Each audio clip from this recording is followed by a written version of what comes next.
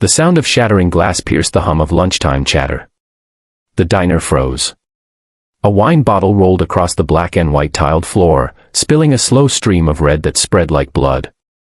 In the center of it all, a woman in a light blue dress knelt, trembling, one hand clutching her pregnant belly, the other trying to shield her face. Above her, a man stood with a black leather belt coiled in his hand like a serpent. His expensive watch gleamed under the chrome lights, a cruel reflection of power turned into violence. The man was Victor Hale, a billionaire CEO whose face often graced business magazines, a man the world admired for his empire, but the woman at his feet knew the monster behind the smile. If you believe that kindness, courage, and standing up for what's right can still change the world, please take a second to like, comment, share, and subscribe to Kindness Corner. Every small act of support helps stories like this reach hearts that need to hear them. Her name was Alina. She had once believed in fairy tales, that love could conquer cruelty, that success could mean safety. But months of quiet bruises and whispered apologies had taught her otherwise. And now, inside this bright, bustling diner on a quiet Thursday afternoon, her world shattered completely. Victor's face was cold, his tone low and venomous. He didn't care about the eyes watching from the booths or the way his wife's tears darkened the fabric of her dress. He was used to control, in boardrooms, in business, and at home. Power was his comfort. Fear was his weapon. The other customers sat paralyzed. Some turned away. Others stared at their plates, pretending not to see. The waitresses near the counter froze mid-step, unsure whether to call someone or hide. The air was heavy with silent shame, the kind that comes when good people watch evil and do nothing. Alina tried to stand, her hand shaking as she reached for the edge of a booth. But Victor's voice boomed again, echoing through the diner. "Sit down," he barked. She stumbled, her knees scraping the tile, her tears mixing with the spilled wine. And then he lifted the belt.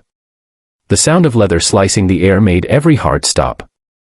But before it could fall, before another blow could strike, the glass door of the diner swung open. The faint growl of motorcycle engines had gone unnoticed until then. The jingling bell above the door rang once, twice, and then fell silent. The scent of motor oil and wind followed as 5 men stepped in, their boots heavy on the floor, their eyes burning with purpose. The patches on their black vests read Hell's Angels. At their center was a man named Ryder Cole. He was tall, broad-shouldered, his beard streaked with gray, his gaze calm but dangerous. He had lived enough life to recognize the face of cruelty, he'd seen it in alleys, bars, and sometimes in mirrors. But this? A man raising his hand to a pregnant woman in public. That was a line no real man crossed. Victor turned, startled but still defiant.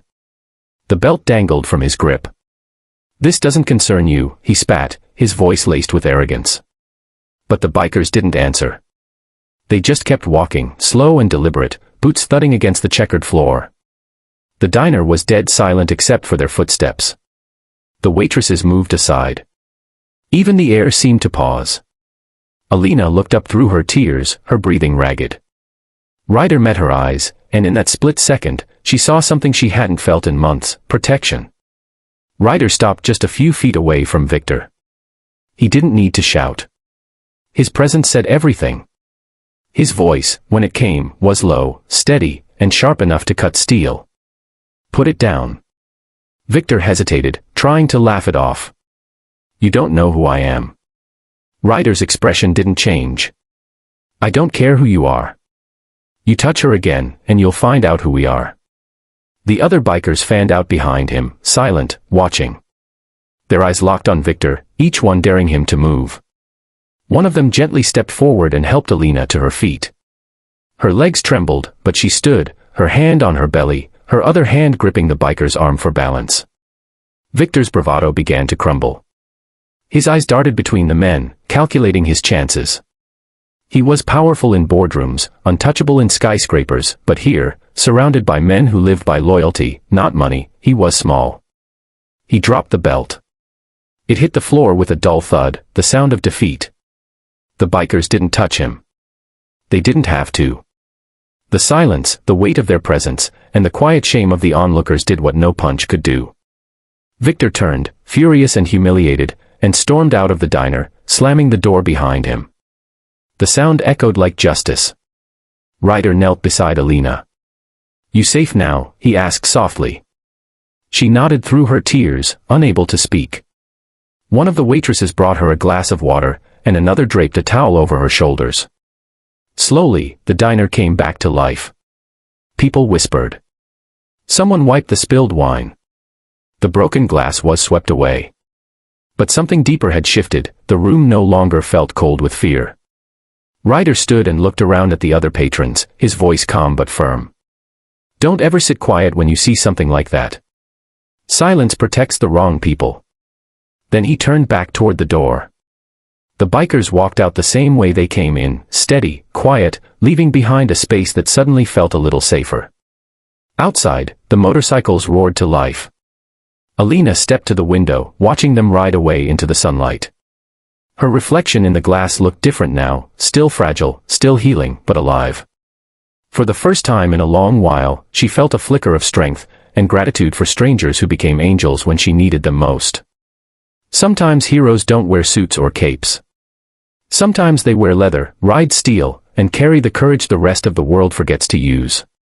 If this story touched your heart, if you believe courage can come from the most unexpected places, please like, share, and subscribe to Kindness Corner. Let's spread the message that standing up for others still matters. Comment below, what would you have done if you were in that diner? And remember, kindness doesn't always look gentle. Sometimes, it looks like strength.